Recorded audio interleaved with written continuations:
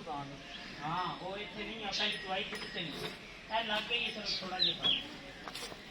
Late लग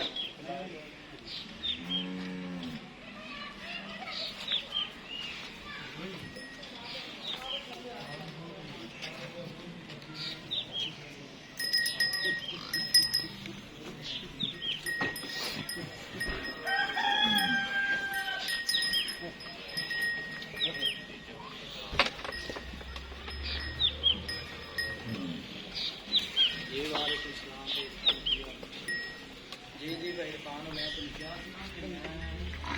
ਅਸੀਂ ਨਾ ਵੀ ਕਹੀਏ ਨਾ ਕਿ ਬਈ ਉਹਨਾਂ ਨੂੰ ਪਤਾ ਹੁੰਦਾ ਹੈ ਕਿ ਜਾਨਵਰ ਇਹ ਸਾਡੀ ਜ਼ਿੰਮੇਵਾਰੀ ਹੈ।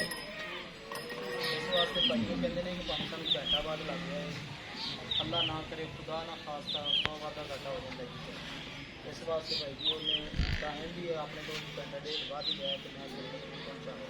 ਮਗਰ ਦਾ ਪਹੁੰਚ ਗਈ ਹੈ ਕਿਉਂਕਿ ਮਾਸ਼ਾਅੱਲਾ ਮਾਝੇ ਲੱਗੀ ਹੈ ਤੇ ਜਾਨਵਰ ਤਾਜ਼ਾ ਮੱਝ ਸੁਣੀਏ ਤੇ ਬੜੇ ਆਰਾਮ ਨਾਲ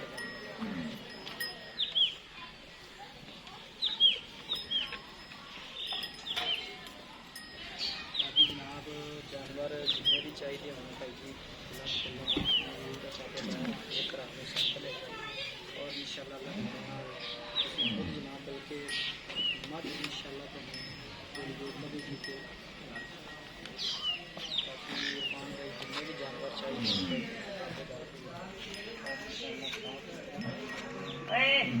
जल्दी बाल्टी ले आते वांग भी ले